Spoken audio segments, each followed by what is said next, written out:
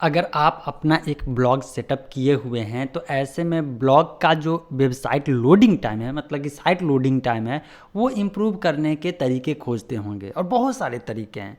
जैसे मैंने image optimisation के बारे में बताया और इमेज ऑप्टिमाइज करके भी मैंने आपको बता दिया था। और ऐसे ऐसे बहुत सारे तरीके हैं, लेकिन एक और तरीका जो बहुत ही पावरफुल तरीका है और सभी टॉप ब्लॉगर आपको जो इस चीज़ के बारे में सजेस्ट करेंगे ही, और वही चीज़ मैं इस वीडियो में बताने वाला हूँ। बड़े काम का है, पूरा समझिए, पूरा देखिए वीडियो, क्योंकि अगर इस वीडियो को देख लीजिएगा और ये चीज़ इम्प्लीमेंट कर देते हैं तो बिलीव मानिए इम्प्लीमेंट करने के कुछ देर बाद ही आपके ब्लॉग का स्पीड बहुत बढ़ जाएगा और एक्स्ट्रा कोई खर्चा नहीं लगने वाला है।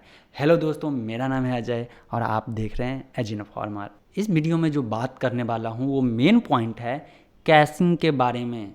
आपका जो साइट है, आपका जो ब्लॉग है, उस ब्लॉग का अगर एक कैश फाइल बना दिया जाए तो इसके बाद आपके वेबसाइट या ब्लॉग का जो सर्विंग स्पीड है वो बहुत ज़्यादा बढ़ जाएगा।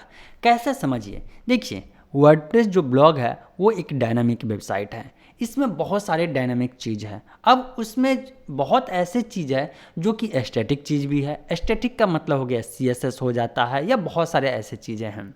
अब ये सब का अगर एक एस्थेटिक फाइल हो जाए जो कि सभी यूजर के लिए बराबर ही रहेंगे तो ऐसे में ये बहुत ज़्यादा बेनिफिशियल होने वाला है। दूसरी बात, जो आपका डेटाबेस है वो ऑप्टिमाइज कर दिया जाए। इसके जीजिप कंप्रेशन जो होता है, जीजिप कंप्रेशन जिसको कहते हैं, कंप्रेस कर दिया जाता है। अगर ये चीज़ इंप्लीमेंट कर दिया जाए तो ये भी बहुत बेहतर हो जाता है।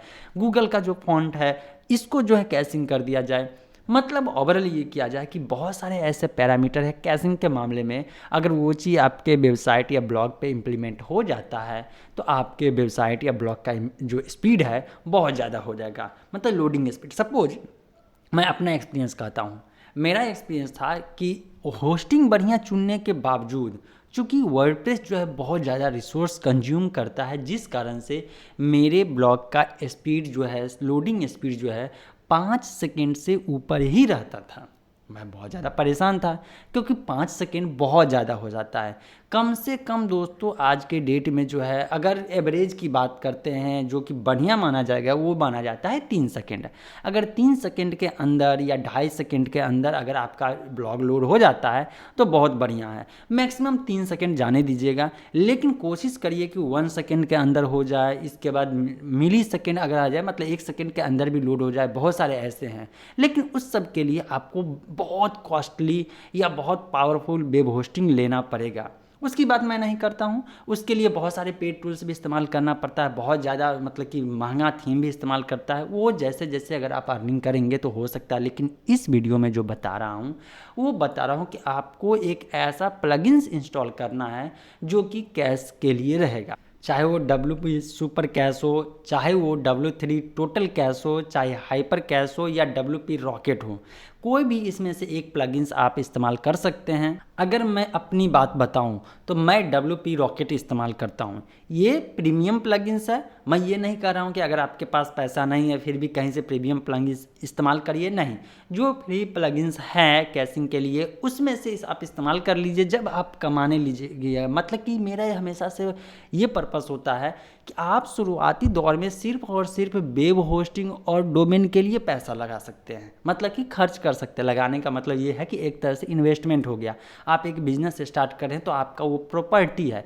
1 साल के लिए अगर मान लीजिए डोमेन नेम लेते हैं, होस्टिंग लेते हैं, तो ये जो खर्चा है अलग। बाकी जितने भी खर्चा है, चाहे वो आपका प्रीमियम थीम हो, चाहे वो बाकी प्रीमियम जो है प्लगइन्स हो, ये सब मैं कहूँगा ये जब आप अर्निंग करना स्टार्ट कर देंगे इसके बाद आप इसमें इन्वेस्ट करिएगा। शुरू में इन्वेस्ट नहीं करिएगा। वैसे मैं आपको आने वाले समय में मेरा ये मानना है कि मैं आपको बढ़िया जो प्रीमियम प्लगइन्स है ना, उसका अल्टरनेटिव फ्री प्लगइन्स कौन कौन सा है ये बताऊंगा।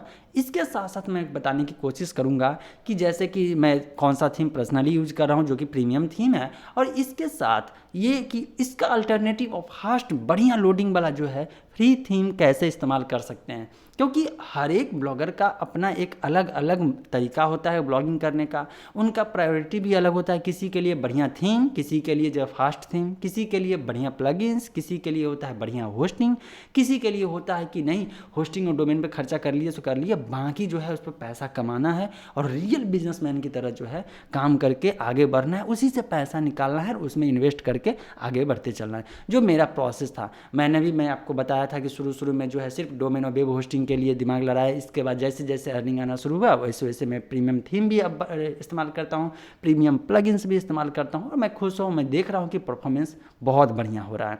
एसईओ टूल्स में भी पहले जो है फ्री इस्तेमाल करता था, पेड में जाना ही नहीं चाहता था। बाद में समझ आया कि यार अगर पेड है तो कहीं ना कहीं यार बहुत कुछ देता है जिससे कि इम्प्रूव किया जा सकता है।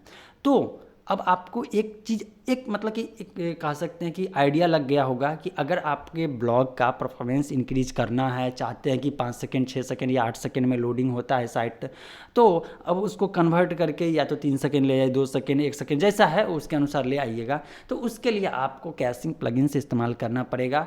WP रॉकेट अगर अवेलेबल हो जाता है आपको, अगर कोई दोस्त प्रीमियम इस्तेमाल कर रहा है दे देता है तो बहुत अच्छी बात है, और नहीं अगर पैसा है तो आप ले लीजिए। नहीं ये इसमें भी नहीं करना चाहते तो ये जो मैंने आपको 3-4 बताया है दोस्तों, WP रॉकेट में मुझे एक बढ़िया चीज़ क्या लगा पता है? वैसे तो बहुत सारे फीचर हैं, लेकिन मुझे ये जो आप देखते हुए कि जैसे इमेज लोडिंग, आप वेबसाइट लोड करते हैं ना या ब्लॉग खोलते हैं, तो ब्लॉग खोलने के बाद जो उस पर इमेज है, पहले कंटेंट दी जाता है, इमेज जैसे जैसे स्क्रॉल करते हैं तो बाद में इमेज आता है।